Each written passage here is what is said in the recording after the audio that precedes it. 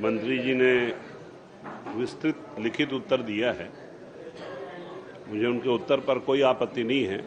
मैं सिर्फ दो चीज़ उनसे जानना चाहता हूं, अध्यक्ष महोदय, कि असंगठित और संगठित मजदूर में क्या वो मजदूर भी शामिल हैं जो यहाँ से कमाने खाने हैदराबाद जाते हैं?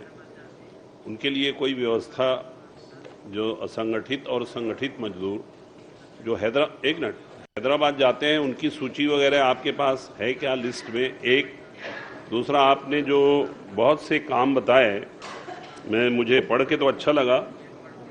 छत्तीसगढ़ सन्निर्माण कर्मकार मंडल में आपने 30 काम बताया है और असंगठित कर्मकार में 29 काम। बहुत महत्वपूर्ण है परिशिष्ट में जो आपने दिया है।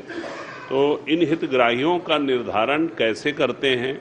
अधिकारी करते हैं या जनप्रतिनिधि करते हैं? इसमें बहुत करोड़ों रुपया का वितरण होता है और गरीबों को लाभ मिलता है। बच्चों की छात्रवृत्ति भी आपने लिखा है, शिक्षा लिखा है, चिकित्सा लिखा है, उनको सामग्री देने का भी लिखा है। तो मैं आपसे दो प्रश्न ये पूछ रहा हूँ कि जो हैदराबाद, यूपी, बिहार कमाने खाने के लिए जो जाते हैं, उनका रिकॉर्ड इस लिस्ट में है क्या? एक दूसरा, ये जो आप जो योजना बना के 60 योजना लगभग है, इसका निर्धारण हितग्राही का चयन किस प्रक्रिया से होता है और क्या इसमें विधायक या अन्य जनप्रतिनिधि शामिल रहते हैं क्या?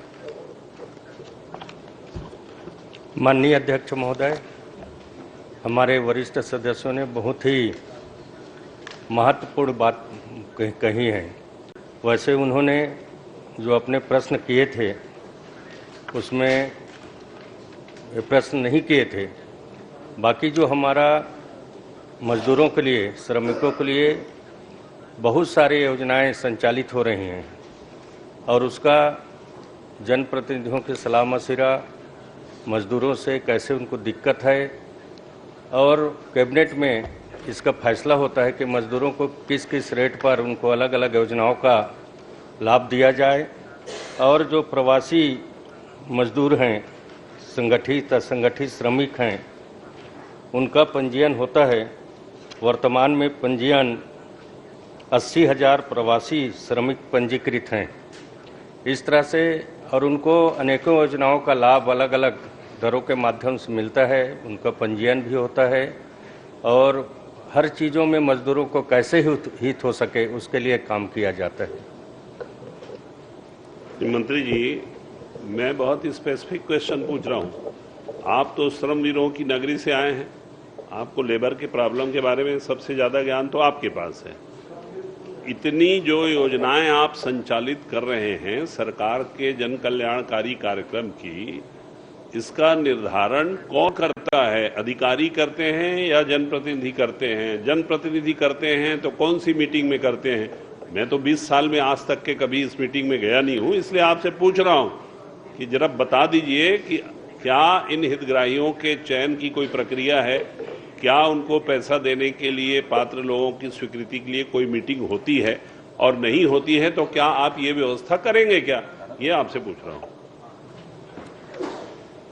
छत्तीसगढ़ श्रम कल्याण मंडल अंतर्गत संगठित क्षेत्र के श्रमिकों के योजना आवेदन नियोजक के माध्यम से मंडल को प्राप्त होता है, जिसका प्रशिक्षण उपरांत श्रम कल्याण आयुक्त द्वारा स्वीकृत किया जाता है और आवश्यकता पड़ता है तो कैबिनेट में भी ले जाते हैं और वहां पर आप मेरी बात, हर चीज कैबिनेट से होता है वो तो मेरे को भी मालूम है, पहली दूसरी के बच्चे लोग भी जानते हैं।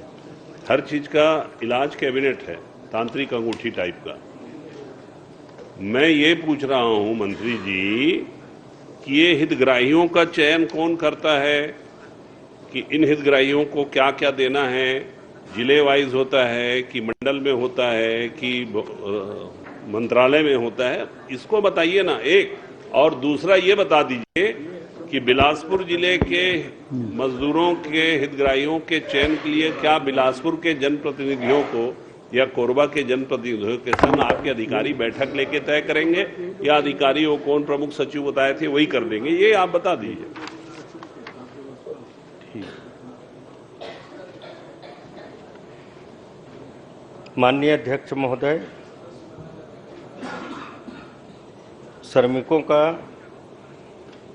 निर्माण श्रमिकों का रूप में 90 दिन से अधिक कार्य करने का प्रमाण पत्र जो ठेकेदार, श्रम नियोजक, श्रम निरीक्षक, ट्रेड यूनियन द्वारा जारी हो और आधार कार्ड, बैंक पासबुक, प्रथम पेज, स्क्रीन बार पंजीयन 5 साल के वैध तत्पात 5 वर्षों में नवीनीकरण, लाइव फोटो, इसके माध्यम से उनका चयन होता है। उस प्रक्रिया के साथ में उनका लाभ दिया जाता है।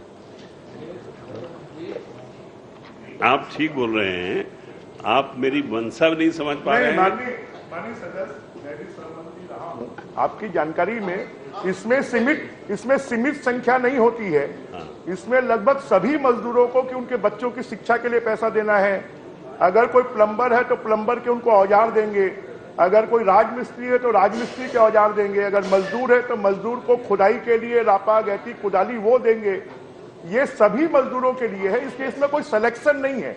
जितने लोग आवेदन करेंगे उनको सबको उपलब्ध करवाया जाएगा। मुझे कुछ नहीं चाहिए, आपके शहर के एक महापुरुष इसमें थे। अरे मोहल्ले जी पूछ रहे हैं कि क्या क्या औजार देते हो। वो एक बड़े, अब मोहल्ले जी को जो औजार चाहिए वो तो हम नहीं दे सकते।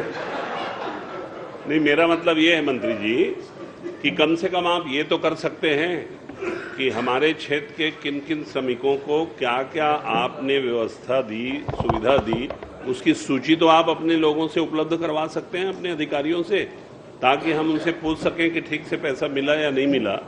हथियार नहीं मांग रहे हैं, सिर्फ आपसे हम अगली बार से विधायकों की उपस्थिति में ये वितरण कराया जाए ताकि विधायकों की जानकारी मिले। ये मत कराइए। मैं थोड़ा डरा गड़बड़ हमारा हुआ भी इधर होता है गड़बड़ कि पिछली सरकार में ये जो निगम मंडल में जो प्रश्नकाल समाप्त। वो एक बड़े नेता के बहुत खास थे, करते थे। प्रश्नकाल समाप्त। अब शून्यकाल की सूचना लूंगा। आप मोहल्ले जी से मिलके हथियार ले लीजिए। अध्यक्ष महोदय,